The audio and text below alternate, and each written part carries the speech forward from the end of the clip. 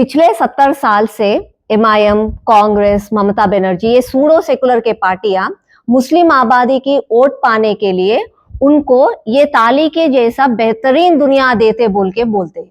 इसमें क्या है देखो, बिरयानी, नान, ये मच्छी, अंडा, प्रॉन्स, फिश, चिकन, ये डबल का मीठा, खीर, ये सब देते बोल के बोलते हैं। जब वो सत्ता में आने के बाद, वो लोग कुर्सी में बैठने के बाद हकीकत में तो ये सफेद चावल और ये अचार देते हैं। तो मैं आपको ये आम भाषा में, मेरे स्टाइल में आपको उन एमआईएम, वो सूडो सेकुलर पार्टियों का झूठी बातें और उनकी हकीकत बताने के लिए मैं आपको वक्फ बोर्ड के बारे में बोलती हूँ। एक्चुअली वक्फ बोर्ड क्या है? हमारे देश में डिफेंस और रेलवेज के बाद ज्यादा जमीन और ज्यादा जायदाद वक्फ बोर्ड के पास है। उनके पास इतने ज्यादा है कि पूरे आवाम, मुस्लिम आबादी को देश में ऐसे ताली की तरह जिंदगी दे सकते हैं। लेकिन वो लोग क्या करते हैं? ये खाली थाली देते हैं। अगर हम देखें तो कुछ लोग कैसे रहते हैं?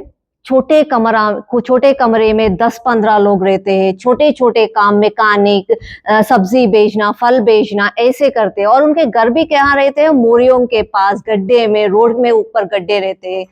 और अगर आप वक्फ बोर्ड के मेंबर्स को देखते हैं, कुछ लोगों को, कुछ लीडरों को, उनके बच्चे लंदन में पढ़ रहे हैं, वो आलीशान बंगला में रहते हैं, उनकी जिंदगी तो बेहतरीन है।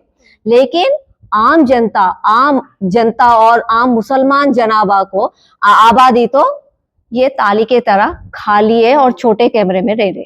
तो इसीलिए मोदी साहब और मोदी सरकार ने आज अमेंडमेंट करके वक्फ बिल लाया है। वो वक्फ बिल क्या है? वो वक्फ बिल में से क्या है? वो लोग, इतनी बड़ी ताली है, इतनी लोग रह सकते हैं, इतनी लोग खाना खा सकते हैं उसमें, लेकिन केवल 4-5 लीडर ही अच्छे रह रहे। पूरे आवाम जो है, मुस्लिम भाई और बहन, वो तो उनकी जिंदगी तो नरक में है आजकल। तो उनकी जीवन अच्छे करने के लिए ये वक्फ बिल में कुछ रिफॉर्मेशंस आज किए। तो मैंने हाल ही में एक ईद के दिन एक आदमी से मिला हूँ, भाई साहब से। उनसे पूछा हूँ, भाई साहब ये क्या है, आपको क्या ये सब पता है? तो उन्होंने बोला, दीदी मुझे ये सब पता है, एमआईएम के झूठे वादे, कांग्रेस के झूठे वादे मुझे पता है। वो लोग परोस के देते बोल के ये सब मच्छी, बिरयानी, वो सब देते बोलते हैं, लेकिन परोसते समय केवल सफेद चावल देते हमको। ये सब हमको मालूम है।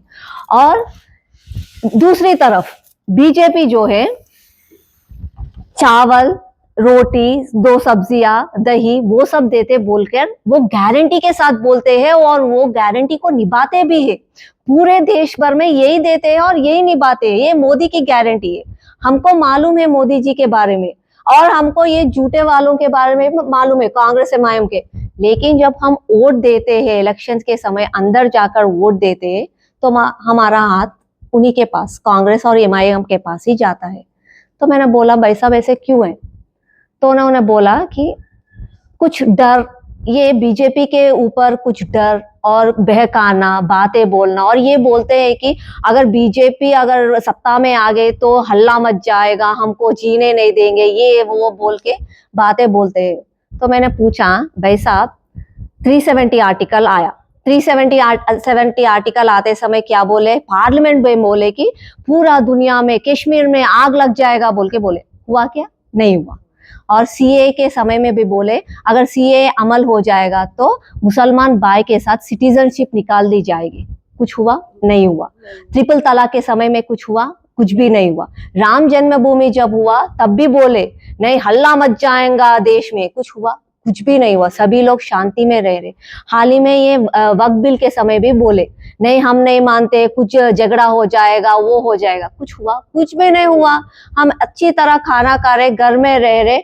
आज कौन सा मैच है आईपीएल में आदर्श? लखनऊ। ये तक अच्छी तरह गेम खेल रहे, अच्छी तरह रह रहे।